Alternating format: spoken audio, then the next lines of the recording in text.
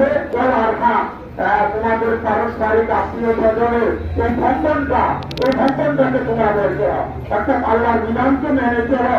আর পারিবারিক বন্ধনের বিষয়ে তোমার উপর স্বামী স্ত্রীর যে কর্তব্য, পিতা মাতার যে কর্তব্য, ফ্যামিলির যে কর্তব্য, আর ভাই বোনদের ব্যাপারে কি কর্তব্য, স্বামীর কি দায় দায়িত্ব, স্ত্রীর কি দায় দায়িত্ব, একটি সুন্দর সুশীল সমাজ অথবা সুশীল একটা ফ্যামিলি গঠন করার জন্য এই কথাগুলো কিন্তু সন্ধ্যার মধ্যে আছে।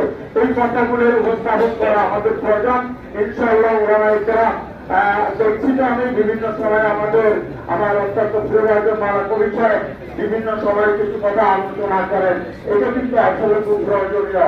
যদি হয়তো আপনারা বলছেন একটু বেশি কথা বলাতে হয়তো কষ্ট হয়েছে, কিন্তু এটা খুবই দরকারি। এদের জন্য বিশাল একটা নসিহা এই মুহূর্তের মধ্যে আছে। সাথে সাথে উপস্থিত যারা আছে, যারা